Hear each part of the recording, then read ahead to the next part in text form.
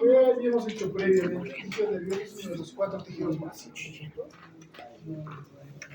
Y que se va a caracterizar por esto, como células que pueden recibir información, pueden conducir la información y transmitir la información en forma de energía química y energía física, ¿cierto?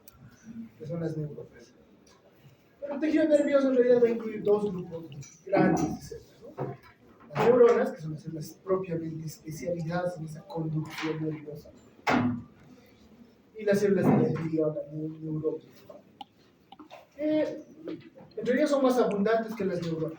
Se dice que más o menos hay una relación casi de 10-1 a favor de las glias respecto a las neuronas. Y bueno, vamos a ver que van a tener una serie de funciones muy diversas de acuerdo al tipo especializado. Esto es obviamente hablando del tejido nervioso propiamente.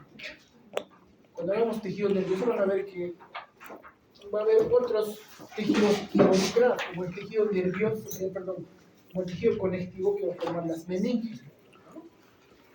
De los vasos sanguíneos que van a ser parte del tejido nervioso. Pero el tejido nervioso propiamente dicho solo va a tener estos dos tipos de células. Funciones diversas, ¿no? Desde el almacenamiento, procesamiento y comunicación de la información, ¿no? Recuerden que es uno de los sistemas que va a permitir la homeostasis, ¿no? ¿Junto con quién? ¿No? ¿A través de dónde se van a comunicar? A través del hipotálamo, ¿cierto? El hipotálamo va a ser el nexo entre el sistema nervioso y el sistema. Por lo tanto, va a permitir a nuestro organismo responder a los cambios en el medio externo interno. Eso es la homeostasis. Y va a regular, controlar e integrar todas las funciones de los otros órganos. Entonces, ustedes ya saben desde la premenopausia, ¿no? El sistema nervioso central anatómicamente se divide en periférico y central, ¿cierto? El sistema nervioso central incluye dos grandes partes, el encéfalo y la médula, ¿cierto? Y el encéfalo a su vez incluye el cerebro, ¿no? El sistema nervioso periférico incluye un sistema nervioso somático, es decir, aquel que regula las funciones básicamente de los músculos, donde van a estar los 12 nervios craneales y los 31 pares de nervios raquídeos, ¿no? Y el autónomo, ¿no? Y el autónomo clásicamente se consideraba simpático y parasimpático. Ahora se considera también el sistema nervioso entérico, ¿no? Parte del sistema nervioso autónomo. Esto es anatómica, ¿no?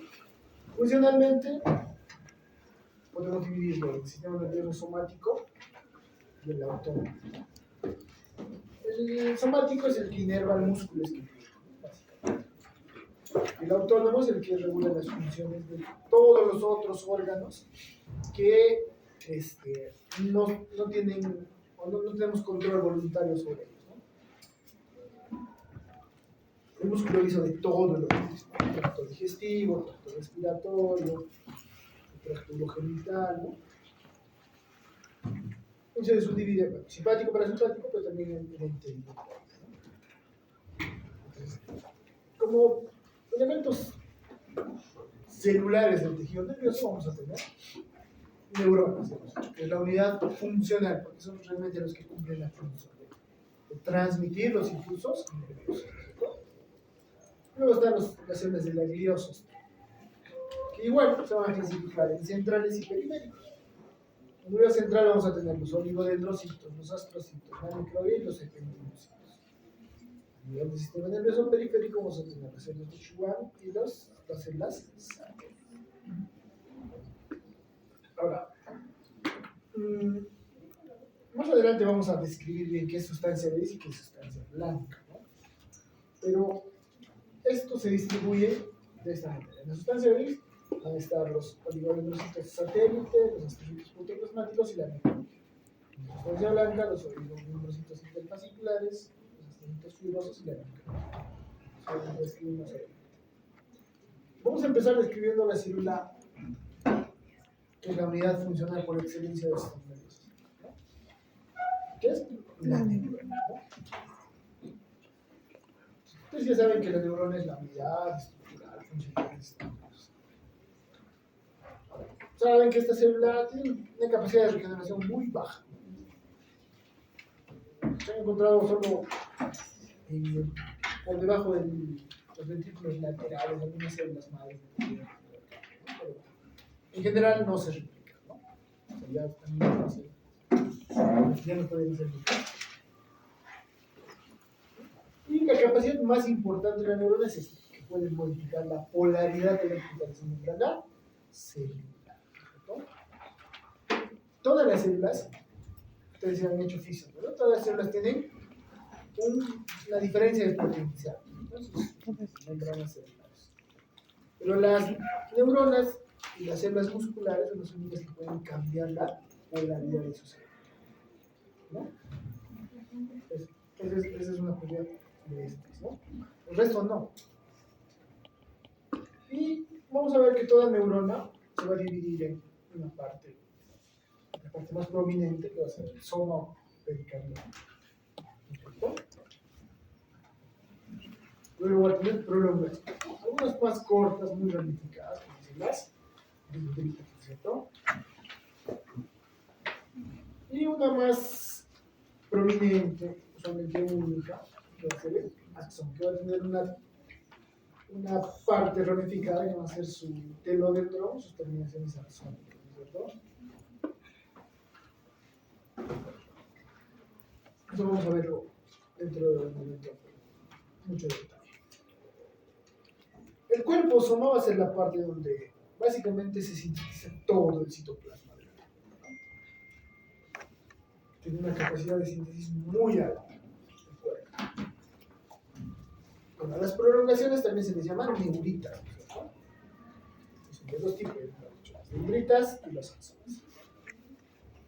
Las dendritas reciben información, o sea, llevan información desde otra neurona hacia el cuerpo celular. El axón es lo contrario, transmite información desde el cuerpo hacia otras neuronas, ¿no?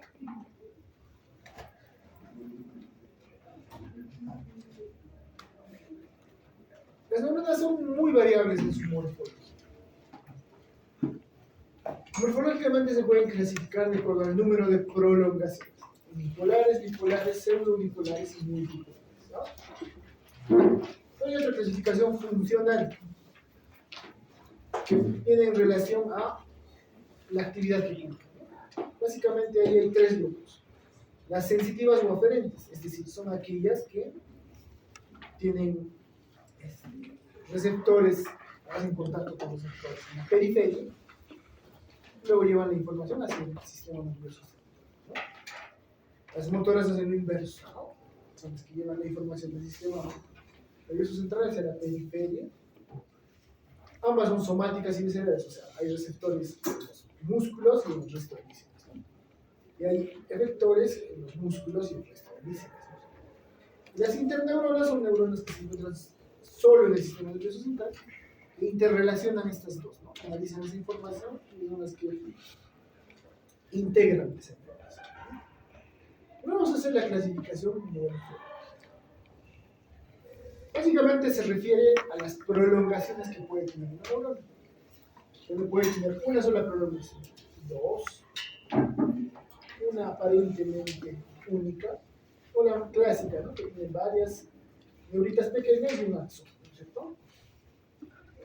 La unipolar tiene una sola prolongación, ¿no? Esto se ve mucho durante el desarrollo embrionario, ¿no? Pero una buena parte de estos desaparecen. En el adulto es raro ver neuronas unipolares. Hay algunas zonas muy precisas, ¿no?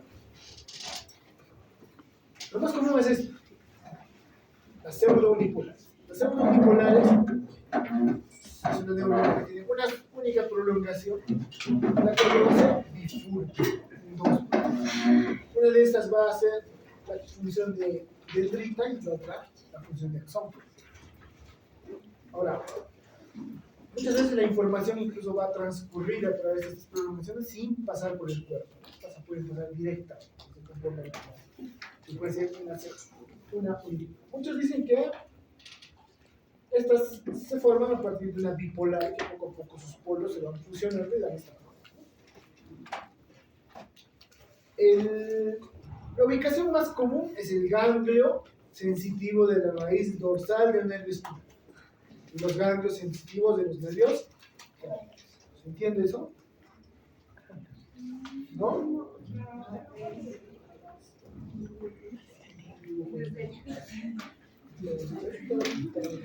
Que está en ganglios sensitivos de la raíz dorsal de los nervios. Raíz dorsal. Raíz ventral y raíz dorsal. Ganglios sensitivos. ¿Cómo son? Una bolita pequeña. Siéntate tú también. A ver. No, se supone que no sé, me falta. No. Esto es la médula espinal, chicos, ¿no? La médula espinal tiene sustancia gris en el interior, ahorita vamos a ver qué es, y sustancia blanca en la periferia. ¿No? La médula espinal va a tener neuronas que traen información de fuera. Son las neuronas aferentes. Y neuronas que van a salir, normalmente van a tener su cuerpo en la médula espinal y van a salir sus axones y van a llevar la respuesta motora. Por ejemplo, tú pisas un clavo, ¿no? Los receptores de dolor, ¿cómo se percibe el dolor? ¿Qué pasa? ¿Cómo es? La corrección. ¿Pero qué pasa en el dolor? ¿Por qué se produce el dolor? Por la... ¿Es el estímulo mecánico que te causa dolor o qué es? Lo que pasa es que cualquier cuerpo extraño que te pueda producir dolor destruye células, ¿no? Su trayectoria, que puede ser un corte, y se liberan sustancias capaces de transmitir información, sustancia P, ¿no? Entre otras sustancias que pueden estar, y estimulan los receptores del dolor, que normalmente tendrían ahí dendritas, ¿no? Porque se están captando la información. Va a venir la información y el cuerpo de las neuronas sensitivas se va a encontrar acá. ¿No? Aquí van a formar un cúmulo de cuerpos que van a formar lo que se va a llamar el ganglio espinal. Y luego el axón va a continuar llevando la información hasta las raíces del asta posterior. Aquí va a ser sinapsis como una interneurona, la interneurona trae la información y acá va a estar la neurona motora, su cuerpo aquí y su axón va a salir por aquí, hacia el músculo. Entonces, el reflejo va a ser que tú vas a levantar la pierna, vas a sacar la mano, lo que te esté causando dolor. Entonces, normalmente las células sensitivas de un nervio espinal, esto es un nervio espinal, son 31 pares que salen de la médula espinal. Y cada par tiene una porción que es sensitiva y otra que es motora. Es decir, tiene axones sensitivos y axones motores. La parte sensitiva, el cuerpo de esas neuronas siempre está aquí, formando el ganglio espinal. Por eso se llama ganglio espinal de la raíz dorsal. En cambio, el cuerpo de las neuronas motoras siempre está en el asta anterior de la médula espinal. Por eso es que aquí no hay un ganglio. Entonces, todo nervio espinal finalmente tiene una porción motora y sensitiva, que luego se subdivide, ¿no? Su rama o de raíz posterior y raíz anterior, que va a ser sensitiva y motora. Es fácil de acordarse, ¿no? Cose, posterior sensitiva, ¿no es cierto? Amo, anterior motora. Anterior motor. ¿Me entienden, no es cierto? Siempre es así. Pose. Por eso es que decimos que, ¿dónde la podemos encontrar? En los ganglios sensitivos de la raíz dorsal de los nervios espinales. Ahora se entiende, pero todo es el trabajo. También en los ganglios sensitivos de los nervios craneales. Hay algunos nervios que van a salir directamente del tallo cerebral. Esos son los nervios craneales, ¿cierto? Que van del 1 al 12. primer par, segundo par. Igual que los nervios espinales salen en pares. La diferencia es que no salen de la médula, sino salen del tallo cerebral, del encéfalo. ¿Cierto? Por eso se llaman nervios craneales. Y lo mismo, no todos, pero algunos de estos nervios tienen porciones sensitivas y motoras. Las porciones sensitivas, igual que los nervios espinales, van a tener sus cuerpos neuronales fuera del encéfalo. Van a formar ganglios, ¿no?, en su trayecto. Y estos son los ganglios sensitivos de los nervios craneales. Por ejemplo, el nervio trigémino. ¿Cierto? Porque el trigémino, si recuerdan, es quien da la sensibilidad, por ejemplo, a la cara. ¿Cierto? Bueno, pues van a ser nervios. Y el trigémino, claro, el trigémino va a dar ramas. Y cuando se estimulan estas ramas, es lo que pasa cuando te duele el diente. Te duele toda la cara por irradiación de tu dolor. Los bipolares, propiamente, son aquellos como estos, de dos prolongaciones bien marcadas. Una dendrita, una prolongación que va a funcionar como dendrita y otra como ¿no?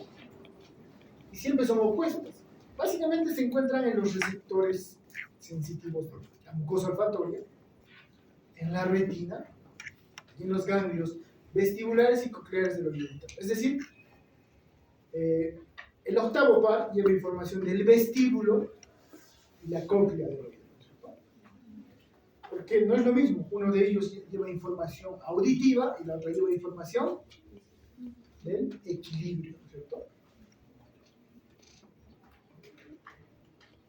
Por eso es que cuando a veces les da una otitis severa, algunos pueden tener pérdida del equilibrio.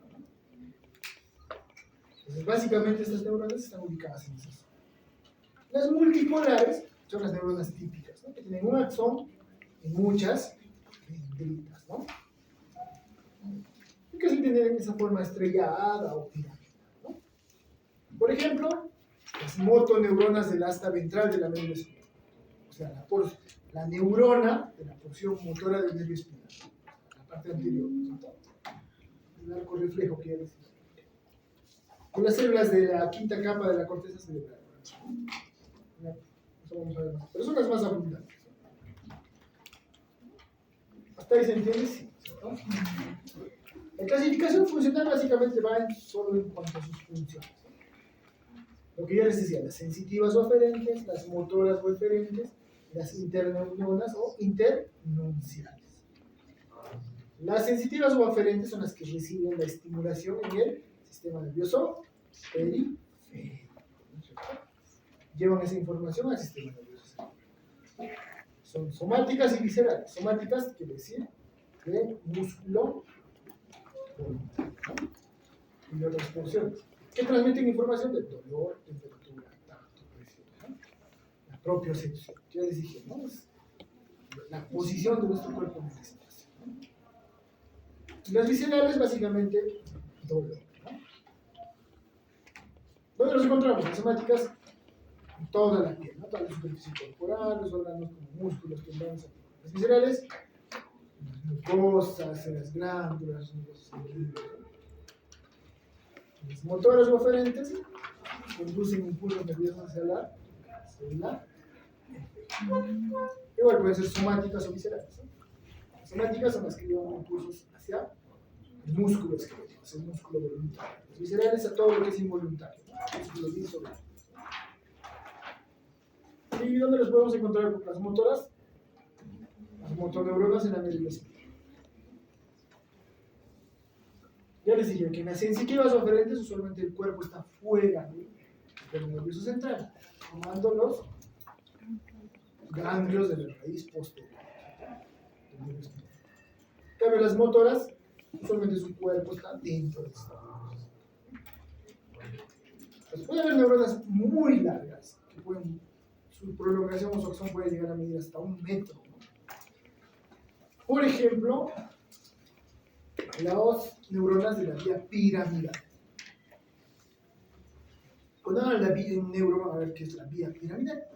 La vía piramidal es una vía es un conjunto de axones que llevan información de la corteza cerebral hasta los músculos, pero no en un solo paso, ¿no? Realmente son 2 o 3 neuronas que diferencian. Pero hay una neurona que va a salir desde la médula espinal hasta el órgano erector, ¿no? Pues imagínate que sale una neurona de tu columna lumbar y llega hasta el dedo gordo de tu, ¿no? O sea, mide un metro. Y las neuronas o internunciales son las que comunican estas dos ramas, sensitiva y motora, ¿no? Forman redes o circuitos neuronales. Y siempre están dentro del sistema nervioso. Y ese sería un diagrama, chavos. El músculo, acá está el receptor sensorial, el cuerpo neuronal, que corresponde al ganglio de la raíz dorsal, ingresa a la médula espinal. Aquí está la interneurona, comunicando estas dos. Y aquí está la neurona motora y recién llega la información. ¿Se entiende? Entonces, las motoras siempre llevan la información hacia el músculo esquelético o hacia el músculo liso. Esto es la misma. Ahora, muchas neuronas motoras, sobre todo cuando es el sistema involuntario, es simpático, parasimpático, usualmente su vía completa está formada por 2 neuronas. En cambio, cuando es una neurona motora somática, casi siempre es una sola. Por eso es que en fisio van a hacer, cuando vean, fisio van a ver, les van a hablar de neurona presináptica, neurona postsináptica, ¿cierto? ¿Y a qué se refiere? Que la vía de las neuronas, de la vía simpática y parasimpática, casi siempre está conformada por 2 neuronas.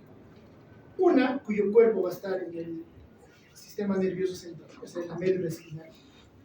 Y otra, que va a estar fuera y van a hacer sinapsis, ¿no? Entonces, la neurona presináptica es esta de acá, la que tiene su cuerpo, ya sea en la médula espinal, y la postsináptica es la que sí o sí está fuera del sistema nervioso central.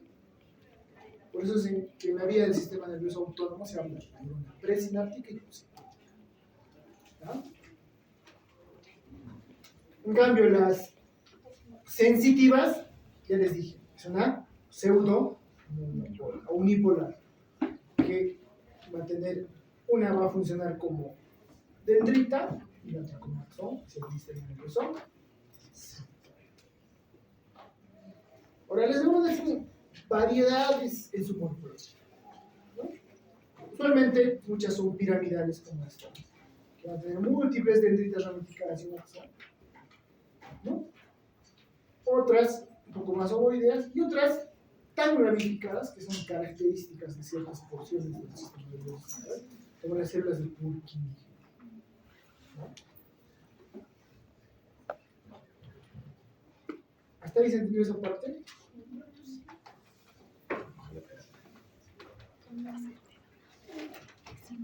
Ahora vamos a entrar básicamente a la estructura de la neurona. La neurona, ya les he dicho, es la vía estructural y funcional. Y es una célula metabólicamente activa, ¿no? Porque constantemente está sintetizando, ¿qué? Neurotransmisores, citoplasma, ¿no? Entonces, si bien es cierto, tiene una morfología muy variada, pero son fácilmente reconocibles por una razón: el núcleo. El núcleo suele ser grande y pálido. Todo esto se ve, ¿no? Con mucha eucromatina, eso hace que sea muy laxa la cromatina y sea muy pálida. Y usualmente hay 1 o 2 nucleolos muy, muy evidentes, ¿no? Y que por esa característica de que el núcleo es pálido y el núcleo es muy evidente, algunos le dan o dicen que tiene forma de ojo de lechuza o ojo de buey, ¿no? Parece un ojo, ¿no es cierto? Por esa razón. por un lado eso. Ahora, el cuerpo neuronal tiene que sintetizar muchas proteínas. Tiene un retículo endoplasmático rugoso muy desarrollado. Hay un aparato de Golgi muy desarrollado, ¿cierto? Normalmente, el retículo endoplasmático rugoso está asociado a polirribosomas. Muchos polirribosomas, que se agrupan alrededor del núcleo formando una especie de gránulos, que cuando uno los tiñe con ciertos colorantes como el azul de metileno o otros colorantes básicos, dan este aspecto granular al cuerpo. ¿Y qué se les llama? Los cuerpos del Nis, ¿no? Gránulos o cuerpos del Nis. ¿A qué corresponde? Al retículo endoplasmático rugoso asociado a los polirribosomas. Ahora bien, el citoplasma del cuerpo pericardio y de las dendritas tiene cuerpos de Nis. El axón nunca tiene cuerpos de Nis. Una forma de reconocer cuál es un axón y cuál es una dendrita. A su vez, el cuerpo y las dendritas tienen polirribosomas y retículos endoplasmáticos. Por lo tanto, si no las tiene gránulos o corpúsculos de Nis. Pero el axón nunca tiene.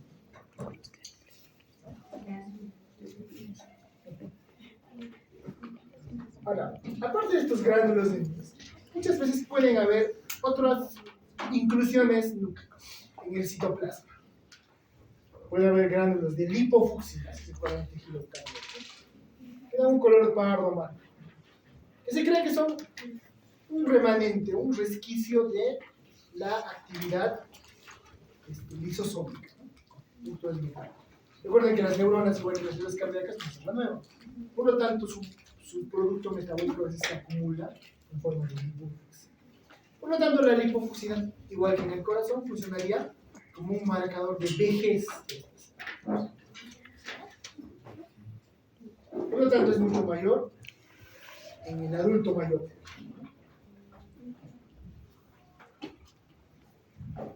El hierro igual se puede acumular. A veces también puede haber lípidos que algunos consideran que son alteraciones del producto mineral. Ahora, hay algunas zonas del cerebro que van a contener gránulos de melanina, la misma que le da color a la piel, que son entre pardo a negro. Sobre todo en donde la sustancia negra y el locus cerebroso. No se sabe muy bien por qué, ¿no? ¿Por qué hay melanina? Pero se ha visto que la melanina es un producto metabólico en el metabolismo de la dopamina. Por lo tanto, podría estar presente dentro de un proceso defectuoso en la producción de dopamina, y eso es lo que lleva a esa acumulación.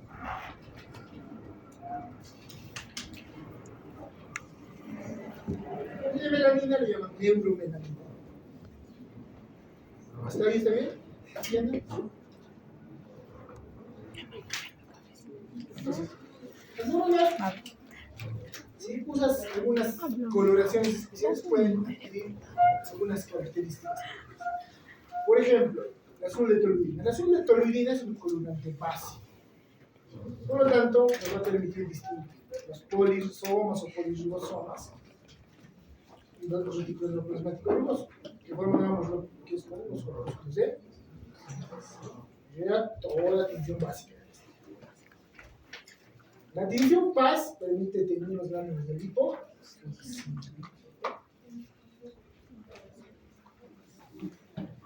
Luego, la neuromelanina no necesita tinción porque la melanina tiene coloración.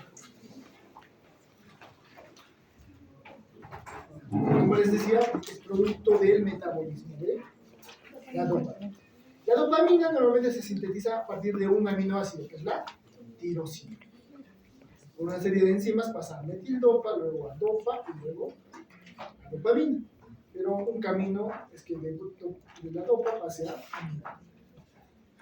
Nos explica por qué está ubicado en algunas zonas, ¿no? Entonces, la sustancia de Nis, ya les dije, algunos le llaman sustancia tigroide, porque le da, ese aspecto le da a la célula, ¿no? Un aspecto tigroide, tigrado, ¿cierto?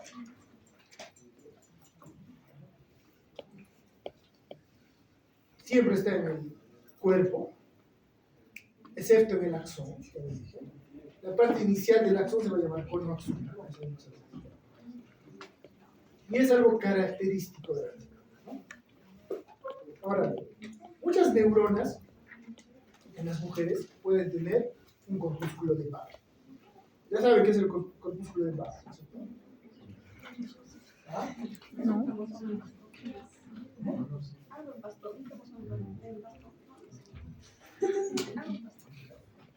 Ustedes saben que las mujeres son XX, ¿no? Los X. Entonces, como las mujeres tienen doble cromosoma X, no pueden entrar en función los dos a la vez, ¿no? Uno de ellos tiene que estar inactivo, entonces se compacta y se inactiva, y muchas veces está adherido al núcleo de esta forma, ¿no? Como una raqueta compactado. Ese es el corpúsculo de la o cromosoma X inactivo, ¿no? Entonces, hay muchas células, como las células epiteliales de la mucosa oral, por ejemplo, que sirven para identificar este corpúsculo. Y es una forma certera y biológica de definir a alguien como varón o mujer. O sea, si encuentro corpúsculo de Barr, pues es mujer.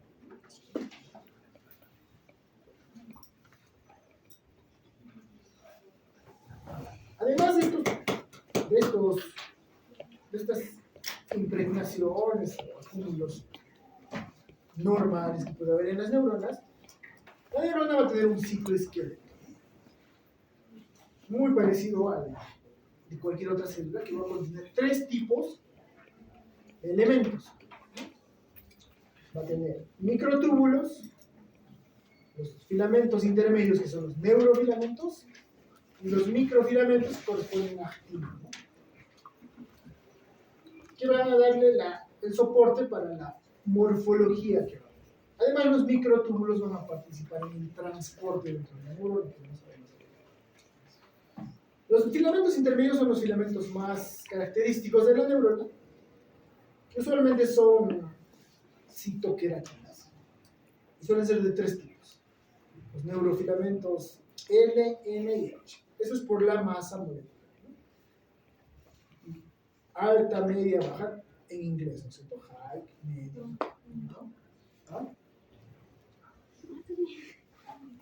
Viene por su peso molecular. Como les dije, solo en las dendritas y en el cuerpo neuronal hay corpúsculos de Barr. También va a haber retículo endoplasmático liso, donde también se almacena. Y ahora vamos a ir a las prolongaciones, ¿no? Las dendritas son prolongaciones que, como les dije, llevan información hacia el cuerpo o somato, ¿no? Realmente son múltiples, muy ramificadas y cortas, ¿no? Y van a tener casi la misma composición que el citoplasma del cuerpo neuronal, o sea, corpúsculos de Nernst, mitocondria, retículo endoplasmático liso, microtúbulos, ¿no? Pero algo que va a caracterizar a las dendritas van a ser las espinas dendríticas, que van a ser prolongaciones digitiformes, como podemos ver acá, en las dendritas, ¿no? Y que participan en la formación o construcción de neuronas. Aquí se ha visto en estudios que, por ejemplo, los ancianos o personas con problemas neurodegenerativos tienen menor densidad de estas espinas dendríticas. Lo mismo, se ha visto cambios morfológicos en la cantidad de los pacientes con síndrome de Down. Y no solo eso, sino se ha visto que también eso puede estar influido no solo por la edad, esas condiciones, sino incluso por la nutrición. O sea, un paciente desnutrido va a tener menos espinas dendríticas, por lo tanto menos capacidad de formar sinapsis. Y el hecho de formar menos sinapsis le hace que tenga menos capacidad para aprender. Porque todo lo que nosotros aprendemos se traduce en sinapsis en el sistema nervioso central. Entonces, por eso es que es esencial a veces la nutrición en los primeros años de vida, ¿no? Que incluye incluso el equilibrio con su componente. Entonces, no quiere decir que participa solo en su construcción, sino en su funcionamiento actual. Los que tienen anemia, por ejemplo, no tienen el mismo rendimiento académico que los que no. Que los que son veganos, que no lo ven. A mí no.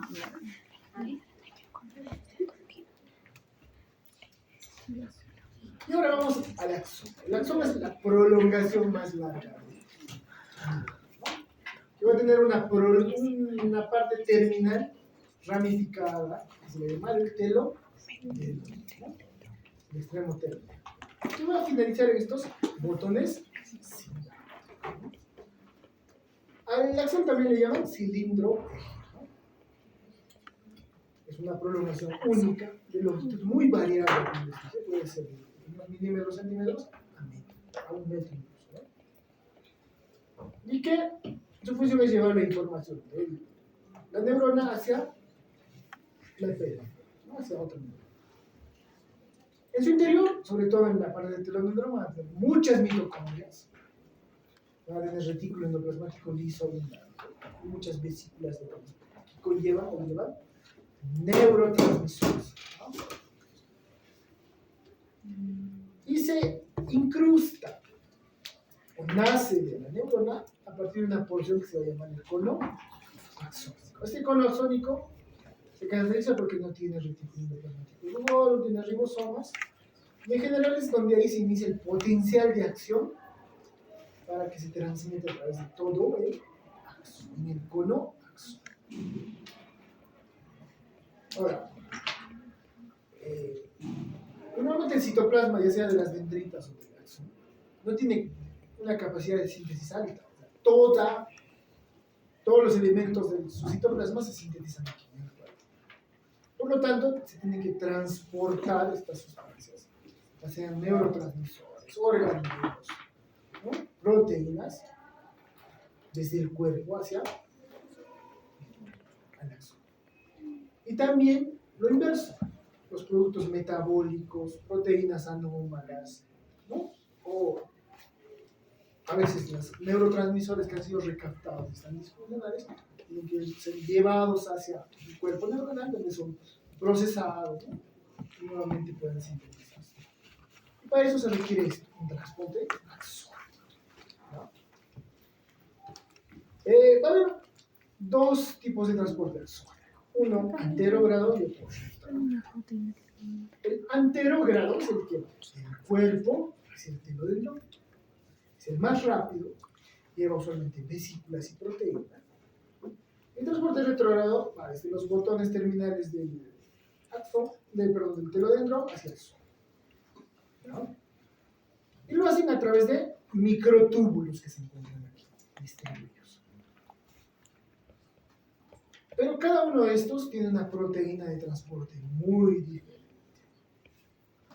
La cinesina es responsable del transporte anterógrado. Normalmente la cinesina se va a fijar a una vesícula o la sustancia que va a transportar por un extremo y en el otro extremo se va a unir a los microtúbulos, ¿no? Y estas son ATPases, utilizan ATP, ¿no? Producir movimiento y lo pueden llevar esta información hacia los axones. En cambio, en el transporte retrógrado va a ser llevado por la dineína, ¿no? Es una diferencia. Pues, el transporte anterógrado lleva aquí organelos, vesículas que contienen, por ejemplo, neurotransmisores, macromoléculas como proteínas. Y retrógrado, los materiales captados en esta zona. Pero algunos virus y toxinas pueden aprovechar ese transporte para penetrar el sistema nervioso central. Por ejemplo, el virus del herpes, ¿no? El virus del herpes afecta usualmente, puede afectar piel, mucosas, dependiendo del tipo de. Pero normalmente a través del transporte axónico va a llegar hacia los cuerpos neuronales de la raíz dorsal. Por ejemplo, de los nervios craneales. Y va a residir ahí los pacientes que tienen, por ejemplo, el virus del herpes tipo 1, van a tener brotes esporádicos, ¿no?, de lesiones en los labios, ¿no es cierto? ¿Por qué es eso? Porque cuando hay inmunosupresión, el virus se activa y produce, mejora tu inmunidad y desaparece. Pero siempre vas a ser portador de este virus. Entonces, que siempre aparecen brotes, ¿no? Incluso les dicen, no te ha besado la araña, ¿no? Eso es un virus, ¿no? Lo mismo que hay ese tipo de virus, hay un herpes genital, que puede aparecer virus genitales, que crónicamente te va a afectar, ¿no? O sea, temporal. Intermitentemente va a ir apareciendo. En el caso del virus genital, o 2, es un virus de transmisión sexual, ¿no? Entonces, y siempre va a aparecer, siempre va a aparecer, ¿no? Hagas lo que hagas, ¿no? Y hay otros tipos de virus así, que aprovechan de transporte para llevar este virus.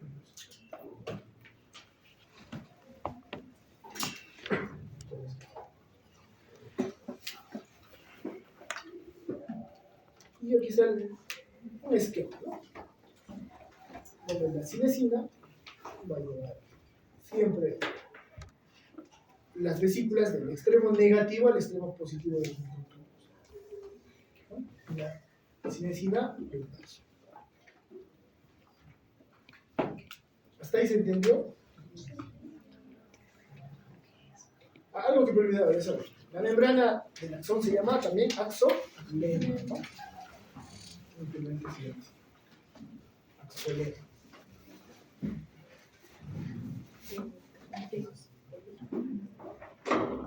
Y finalmente vamos a entrar a la sinapsis, ¿no? ¿Qué es una sinapsis? La sinapsis va a ser el mecanismo de comunicación entre dos nervios. Hay dos tipos de sinapsis, las eléctricas y las químicas, ¿no? Las eléctricas transportan información en forma de cambios de potencia, ¿cierto? Pero las químicas simplemente se hacen directamente a través de neurotransmisores que atraviesan una célula a otra. Usualmente lo hacen a través de uniones comunicantes. ¿Recuerdan que en tejido epitelial hemos hecho los nexos o uniones comunicantes que forman con conexiones a través de las conexiones, que eran comunicaciones entre células, que directamente participan en la comunicación de una célula a otra? Por ejemplo, las células musculares lisas y sobre todo las cardíacas tienen este mecanismo.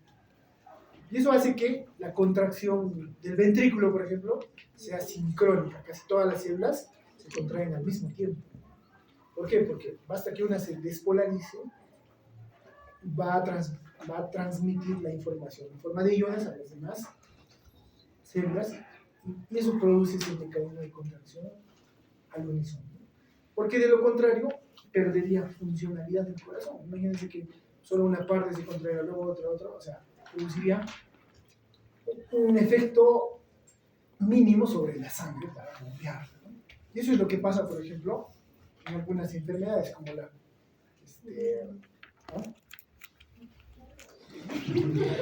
como la fibrilación auricular. En la fibrilación auricular, el corazón se contrae tan rápido, pero bien poco, ¿no? Sin fuerza. Lo hace muy rápido, o sea, la frecuencia puede llegar a 200, 300, pero no hay un bombeo efectivo, ¿no? Y te puede dar un shock cardiogénico. En cambio, la sinapsis química es aquella en la que va a participar sí o sí un intermediario, un neurotransmisor.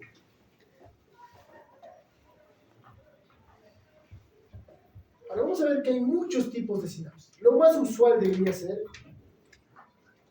axodendrítica, ¿no? O sea, el axón de una neurona se comunica con el neuronal, pero no siempre es así, ¿no? Va a haber axosomáticas, axoabsórbicas, axodendríticas, axoespinosas, ¿no? Una variedad de sinapsis. Y esto es lo más importante. Vamos a la delegada. Trajo plumón la delegada.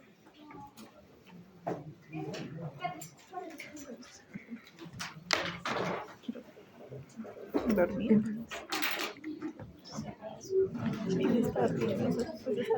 La fuerza.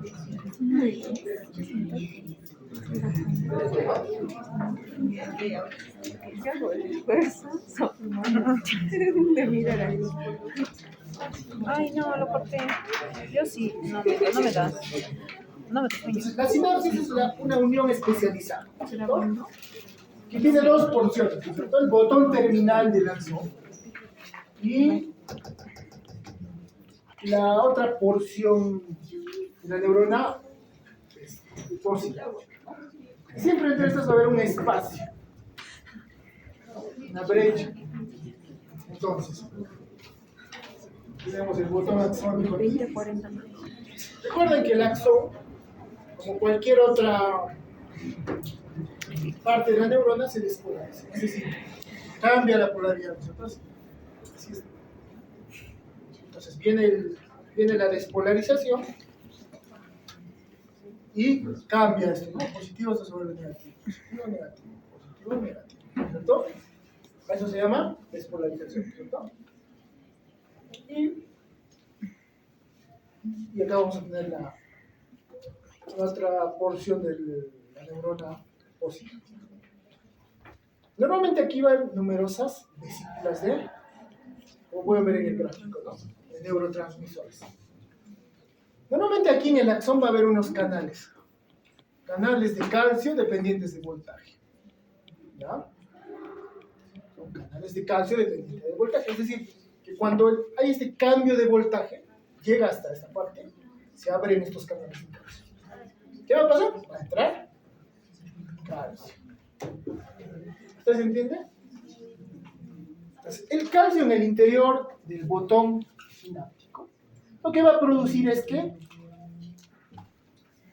las vesículas que contienen los neurotransmisores se fusionen a la membrana presífica y liberen su contenido, ¿no? O sea, va a haber un grupo que ya van a estar fijas aquí a la membrana y otras que están libres, pero el calcio va a estimular a que estas se fijen y a que estas se fusionen. Normalmente va a haber un complejo que se llama el complejo SNARE. Va a haber una serie de proteínas ahí, como la sinaptotagmina, a la cual el calcio se va a unir y va a estimular la fusión. Entonces, entra el calcio, entra en interacción con este complejo SNARE y provoca la fusión y liberación del neurotransmisor. ¿Entiendes hasta ahí? Ahora, normalmente en la membrana postsináptica va a haber canales dependientes del ligando. O sea, hay canales dependientes de voltaje que se activan cuando cambia la polaridad de la membrana central. Pero en la postsináptica va a haber canales que dependen de una sustancia química que se une a estas y las activa. ¿No? Aquí. Entonces van a tener un sitio acá de unión para los neurotransmisores. ¿No? Sitio de unión. Una vez que este neurotransmisor se fija aquí, recién se abre este canal. ¿Ustedes entienden? Entonces, va a haber dos tipos de canales. Unos que van a ser canales activadores o de estimulación, otros que van a ser inhibidores. Los canales que activan van a ser estos canales de sodio. Como pueden ver, se une el ligando, que es el neurotransmisor, y inmediatamente se abre este canal. ¿Y qué va a permitir? La entrada de sodio. Y la entrada de sodio, ¿qué va a hacer? Va a ser menos positivo el interior y está teniendo un cambio de voltaje, ¿no es cierto? Y esa información se va a transportar por toda la membrana. Pero a veces hay otros canales en los que se va a activar no un canal de sodio, sino un canal de cloro. El cloro va a entrar hacia el interior y va a ser más negativo al interior. Y a eso se llama hiperpolarización. Cuando se hiperpolariza, no se va a transformar en voltaje, ¿no? Entonces se está inhibiendo en este caso. ¿Entiende eso? O sea, si es un neurotransmisor estimulador, se va a unir usualmente a un canal de sodio dependiente del hidrato. Lo activa, se apertura y va a entrar sodio y un poco de potasio. Y eso va a producir un cambio de potencia. Pero si es un neurotransmisor inhibidor, lo que va a estimular es usualmente un canal de cloro, que va a producir un ingreso de cloro al interior y va a hiperpolarizar la membrana, va a ser mucho más negativa de lo que era. Y que para producir un cambio de potencial necesitas un esfuerzo mayor, ¿no? ¿Entiendes? Saben que la membrana, más o menos el interior, es de menos 70, 80, ¿no? Si la hiperpolarizas, llega, ¿no? A menos 90, menos 100. Entonces, necesitas más ingreso de cationes de lo normal para estimular y poder producir una despolarización, ¿no? Por ejemplo, las benzodiazepinas actúan sobre estos canales inhibidores de cloro, que activan el cloro. Por eso es que cuando uno tiene convulsiones, ¿no? Diazepam. El diazepam, ¿qué hace? Bloquea, porque va a hiperpolarizar la membrana y ya no va a haber despolarización en el músculo. Y como es un inhibidor, también te da sueño, ¿no? Y activa tu sistema retículo activador ascendente, ¿no? ¿Se entiende eso?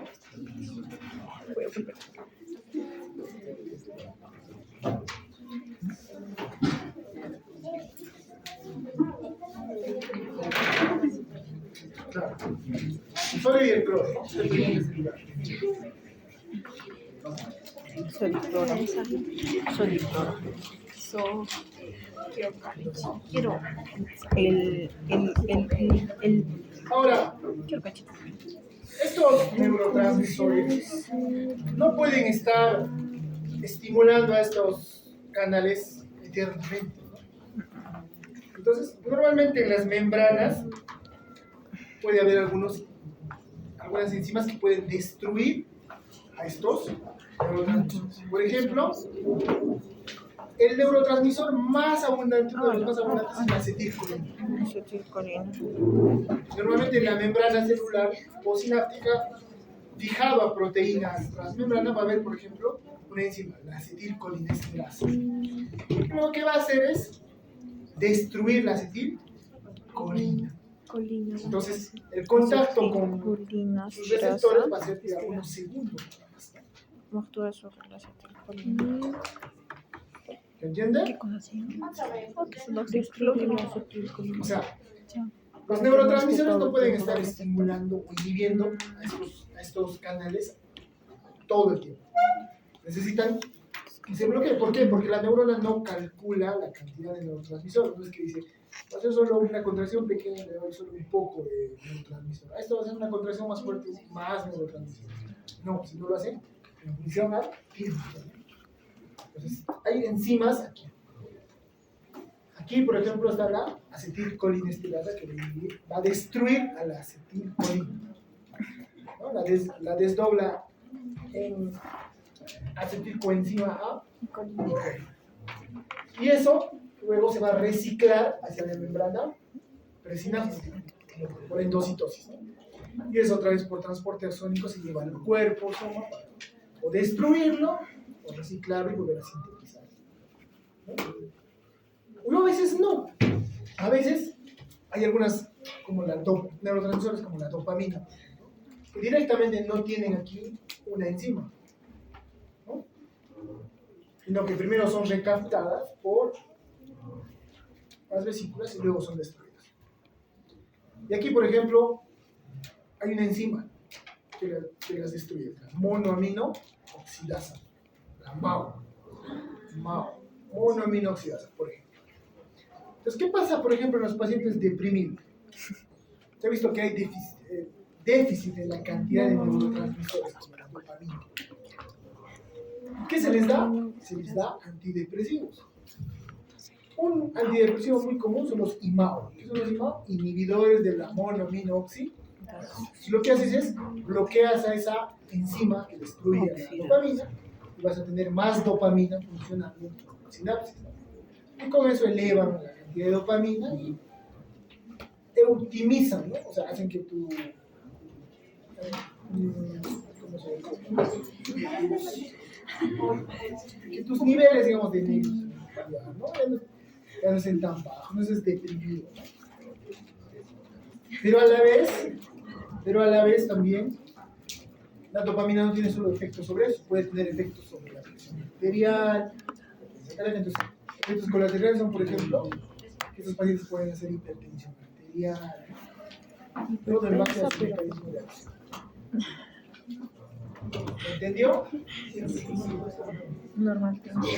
Entonces, como hemos hablado, va a haber sinapsis excitatorias y sinapsis inhibitorias. ¿Cierto? En las sinapsis excitatorias se produce apertura de canales de calcio, de sodio, regulados por hígado, por lo que generará un impulso de luz. Tenemos acetilcolina, el glutamato es uno de los estimulantes muy importantes, la serotonina. Y los inhibidores son aquellos que hiperpolarizan el interior de la membrana postsináptica. Y el inhibidor por excelencia es el GABA, ácido gamma amino butírico. ¿Se entiende? Ahora, el glutamato y el GABA en realidad tienen un origen común. Glutamáticos. Sí, solo que Eso nos dijo siguen en dos vías bioquímica, ¿no? metabólicas diferentes. Pero basta con algunos cambios conformacionales en la molécula para hacer el glutamato sea activador y el GABA sea Cetoglutarato. Dijo de dónde. Juan. No sé. Entonces, ¿qué es un neurotransmisor? Va a ser una sustancia química que modifica o provoca impulsos nerviosos en una sinapsis. Ahora, para que una sustancia se denomine neurotransmisor debe cumplir dos criterios. Uno, la sustancia sí o sí tiene que sintetizarse en la célula presináptica y debe ser liberada por la célula al estímulo. Se puede clasificar según su grupo químico. Las aminas, tenemos la acetilcolina, la noradrenalina, dopamina, serotonina, también la adrenalina, ¿cierto? Pero la adrenalina es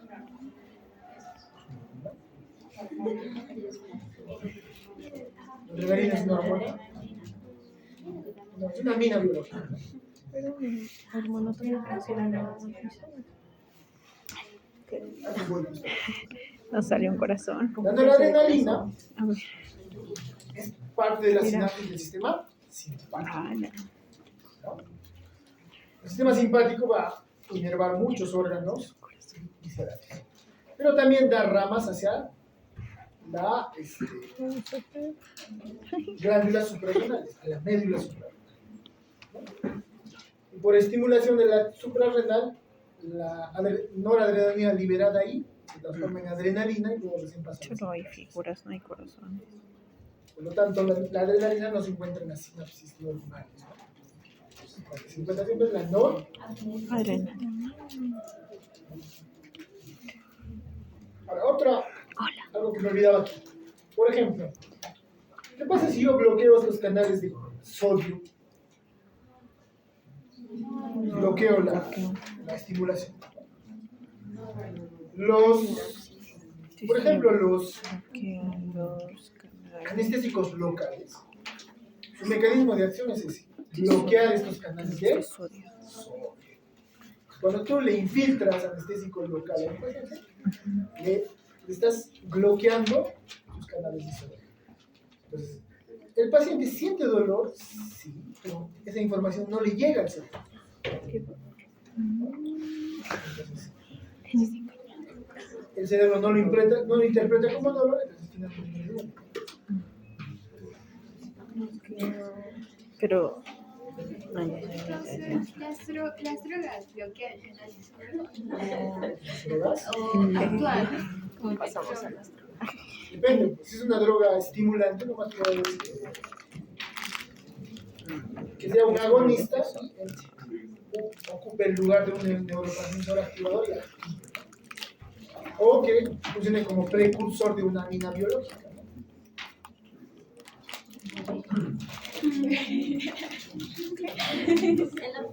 Ahora hay algunos aminoácidos incluso que funcionan como neurotransmisores, por ejemplo el glutamato, el GABA, que es el ácido gamma aminobutírico. Incluso gases como el óxido nítrico, algunos péptidos, como dice salinas, la sustancia P. La sustancia P, por ejemplo, está muy relacionada al dolor. ¿Está ahí entendido? Voy a lavarse la cara. ¿Cuánto tiempo, no? ¿Cuánto tiempo nos lavamos la cara? Vamos. Ay, no, calla. Ya, gracias. Justo estoy necesitando, ¿vale? ¿Qué cosa?